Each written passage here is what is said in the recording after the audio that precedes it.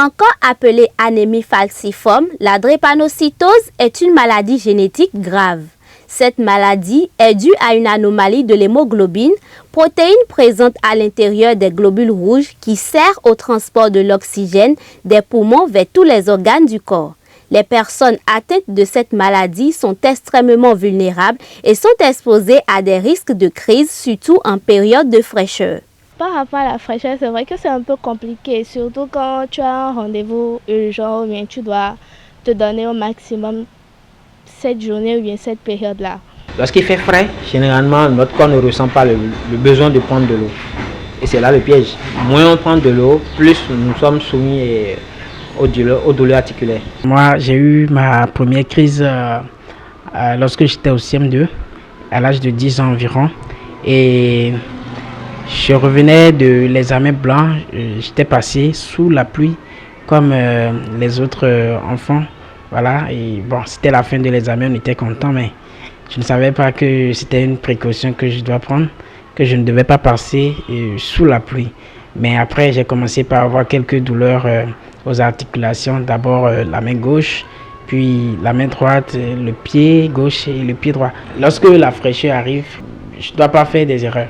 Si je le fais, en même temps, c'est une crise qui survient. Des crises souvent provoquées par la baisse de la température, c'est-à-dire les moments de fraîcheur, l'inobservance de certaines règles d'hygiène, l'absence de suivi et la négligence des personnes souffrant de cette maladie. Cette douleur qu'on note chez les drépanocytaires en période de fraîcheur, c'est surtout lié d'abord à la température ambiante.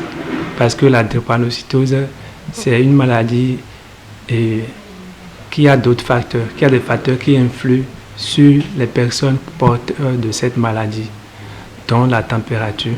La variation importante de la température peut être cause des crises vaso-occlusives.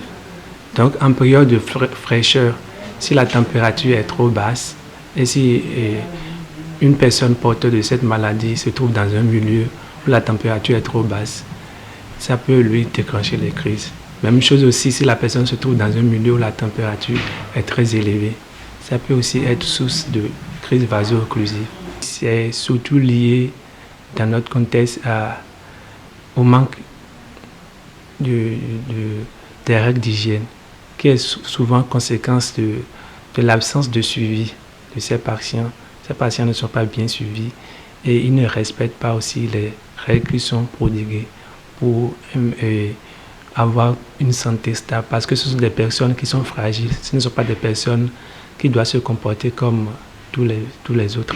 Cette maladie constitue parfois un obstacle à l'insertion sociale et professionnelle des drépanocytaires, mais ceci dépend d'une personne à une autre. Déjà, dans la vie en famille, dans la vie à l'école, le cursus scolaire et tout ça, c'est impliqué, parce que quand tu es drépano, ça se lit sur toi, au fait. Vous voyez, il y a des cas où, par exemple, comme moi, l'organisme rejette les déchets, genre tout ce qui est toxique, à travers la peau. Raison pour laquelle moi, par exemple, vous avez remarqué, j'ai de petites taches et tout. Donc, à part ça, il y a d'autres, il y a beaucoup d'abcès, il y a beaucoup de boutons, il y a d'autres qui sont vraiment gros, tu vas penser qu'ils mangent alors que ce n'est pas le cas. Donc, il y a déjà ces complexes-là qui naissent déjà le bas âge. Par rapport à la vie professionnelle, évidemment, déjà si par exemple tu as un rendez-vous urgent demain par exemple, et aujourd'hui tu te portes bien, demain il y a des crises. Voilà, ça c'est une difficulté et tu ne sais pas comment tu vas faire. Oh, tu as une grosse opportunité qui t'attend là-bas. Il y a beaucoup d'individus souffrant de la maladie qui ratent des années scolaires, qui finissent par les années. Moi, je n'ai jamais raté d'année par exemple. Et quelle que soit la fréquence des douleurs dans l'année, j'ai toujours pu valider toutes mes années correctement jusqu'à finir mes études universitaires. Et l'insertion dans la vie professionnelle, je suis à mon propre compte. Donc il n'y a pas de souci. Les moments où je ne me sens pas bien, je reste chez moi tranquillement, je me repose. Et lorsque ça va, je vais vaquer à mes occupations tranquillement comme aujourd'hui. Lorsque j'étais à l'université, j'ai failli reprendre la troisième année. La troisième année parce que j'avais une crise qui m'empêchait de composer normalement. Même professionnellement, je me rappelle, j'ai eu un petit contrat. J'avais commencé, il y a eu une pluie et j'avais dit au patron que je ne pouvais pas entrer dans la pluie. Mais il a dit non, ça ne marche pas comme ça.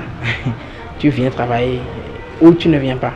et c'est la fin de ton contrat. Quelles précautions prendre alors en période de fraîcheur pour atténuer les crises lorsqu'elles surviennent? En période de fraîcheur, ce qu'il faut faire surtout, c'est d'abord éviter les facteurs déclenchants de la crise.